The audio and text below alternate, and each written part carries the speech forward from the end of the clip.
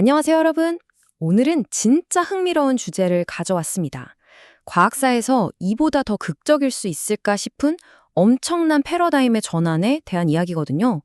19세기 물리학자들이 어떻게 그 완벽해 보이던 톱니바퀴 우주를 와장창 깨트리고 에너지라는 완전히 새로운 언어로 세상을 다시 쓰게 되었는지 살펴볼 겁니다. 우리 우주관을 송두리째 바꿔놓은 이 놀라운 여정, 자, 바로 시작해볼까요? 우주의 엔트로피는 최대값을 향해 증가한다. 루돌프 클라우지우스가 남긴 이 문장? 왠지 좀 서늘하지 않나요? 이건 그냥 평범한 물리 법칙이 아니에요. 말하자면 엄청난 우주적 스포일러인 셈이죠.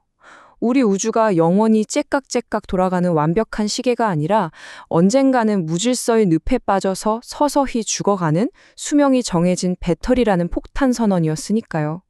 여기서 자연스럽게 이런 의문이 생기죠. 아니, 공장에서 증기기관 좀 더 잘 돌려보려던 그 지극히 현실적이고 세속적인 노력이 대체 어떻게 우주의 종말을 예측하는 결과로 이어졌을까요? 자, 그럼 이 놀라운 모순 속으로 한번 본격적으로 뛰어들어 보겠습니다. 첫 번째 파트, 뉴턴의 세계상에 생긴 균열입니다.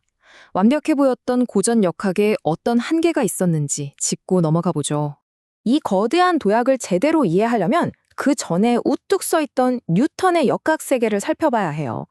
당시 물리학자들은 세상 모든 걸 수학 공식으로 풀 수 있다고 믿었거든요. 그런데 이 완벽해 보이는 성벽에도 두 가지 큰 금이가 있었습니다. 첫 번째는 이른바 절대 공간 문제였어요. 철학자 라이프니츠는 아니 텅 빈 공간 그 자체라는 게 말이 되냐라며 그 모순을 꼬집었죠. 그리고 두 번째는 열이나 빛 같은 걸 그저 조그만 입자들이 당구공처럼 튕겨다니는 걸로만 설명하려 했던 입자론적 기계주의의 한계였습니다. 사실 이 두 번째 금이 간 곳에서 오늘 우리가 이야기할 열역학이 싹트기 시작합니다. 두 번째 파트, 증기기관이 낳은 물리학입니다. 철저한 실용주의에서 어떻게 엄청난 패러다임이 탄생했는지 볼까요? 뉴턴의 철옹성에 진짜로 일격을 가한 사람들은 책상 앞에 철학자가 아니었어요. 공장에서 더 효율적인 기계를 만들려고 땀 흘리던 공학자들이었죠. 그 당시엔 칼로릭 이론이라는 게 대세였는데요. 사람들은 열이 눈에 보이지 않고 무게도 없는 어떤 액체 같은 거, 즉 칼로릭이라고 굳게 믿었습니다. 뜨거운 곳에서 차가운 곳으로 물방울처럼 똑똑 떨어져 내린다고 상상했던 거예요. 근데 여기서 정말 재밌는 사실은 이 이론이 처음부터 끝까지 완전히 틀렸다는 겁니다. 진짜 아이러니하게도 프랑스의 사디 카르노는 이 100% 엉터리 이론을 가지고 열기관의 진정한 한계를 기가 막히게 밝혀냈어요. 완전히 잘못된 지도로 우주의 궁극적인 진리를 찾아낸 셈이죠. 진짜 흥미롭지 않나요? 카르노는 이렇게 생각했어요. 고온의 열원에서 저온의 열원으로 열이 마치 폭포수 떨어지듯 쫙 낙하하면서 기계를 움직이는 힘, 즉 일을 한다고요. 여기서 도출된 결론이 진짜 엄청난데요. 엔진의 최대 효율은 그 안에 석탄을 넣든 뭘 넣든 재료와는 아무런 상관이 없다는 거였어요. 효율을 결정짓는 유일한 열쇠는 바로 고온과 저온의 온도 차이, 딱 그거 하나뿐이라는 걸 알아낸 겁니다. 훗날 하버드의 학자 LJ 핸더슨이 이런 명언을 남겼죠. 증기기관이 과학에 빚진 것보다 과학이 증기기관에 빚진 것이 훨씬 더 많다. 이 말은 오늘 이야기의 핵심을 정말 멋지게 보여줍니다.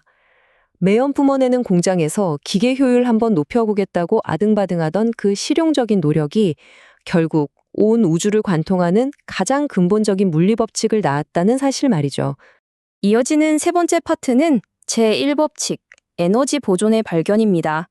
창조도, 소멸도 없는 영원한 우주의 법칙이죠.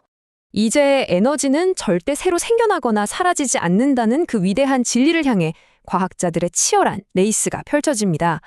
자, 이 슬라이드에서 정말 흥미로운 관전 포인트는 두 사람의 극명한 대비예요.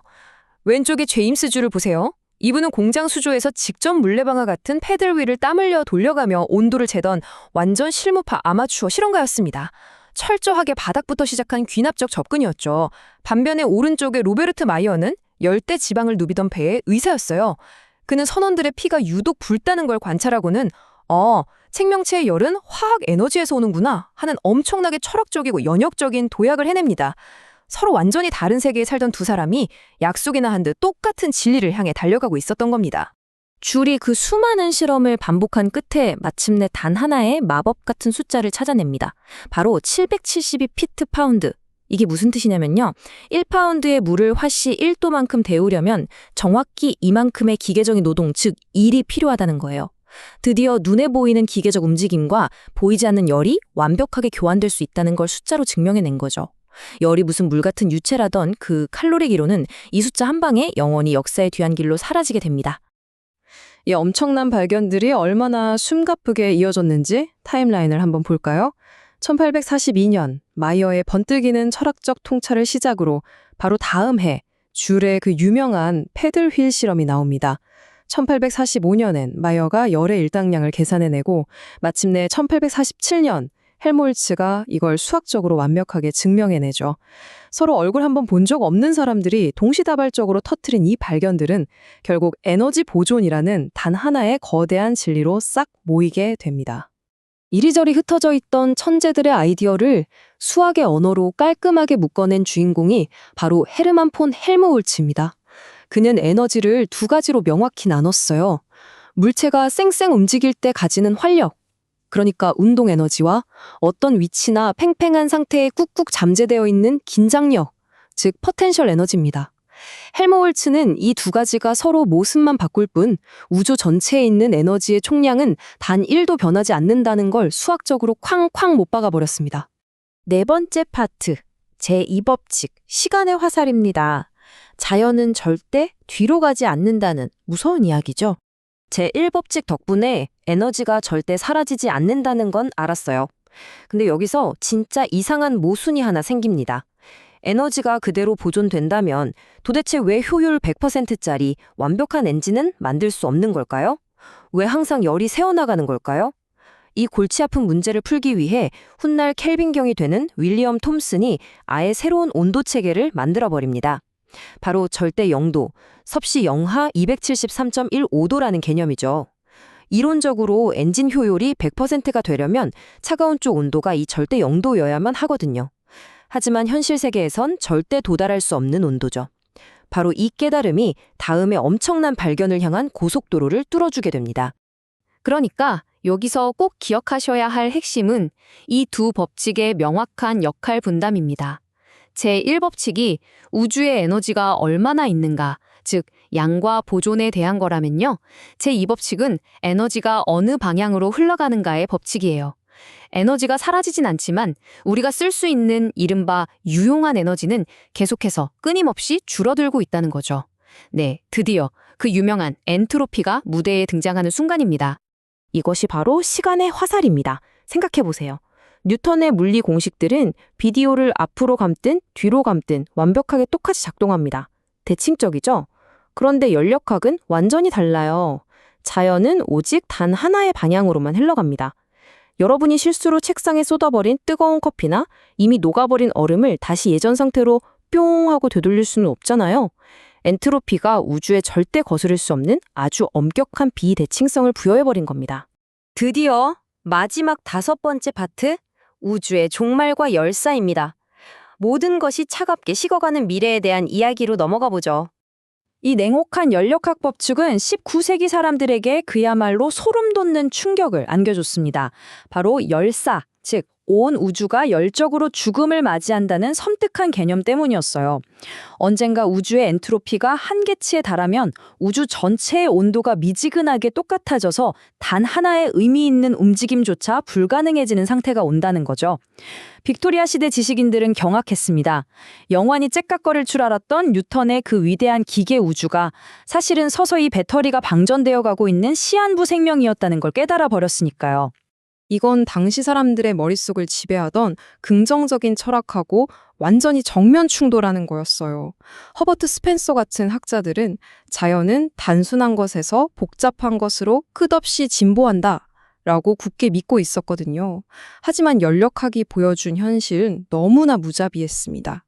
자연은 질서에서 무질서로, 복잡함에서 밋밋함으로 퇴화하고 있다는 거였죠. 인간 문명이 끝없이 발전할 거라고 믿어 의심치 않던 시대에 아주 시원하게 찬물을 끼얹는 충격적인 선언이었습니다. 자, 그럼 이 갈등이 과학계에서 어떻게 더 거대한 폭풍으로 커지는지 한번 볼까요? 이 연력학은 곧이어 당대 최고 학자들의 자존심을 건 전쟁을 일으킵니다. 켈빈경은 이 연력학을 무기로 내 계산에 따르면 뜨거웠던 지구가 식는 데 걸린 시간은 기껏해야 2천만 년에서 1억 년 사이다 라고 못을 박아버려요. 근데 생물학의 거장 찰스 다윈은 펄쩍 뛰었죠.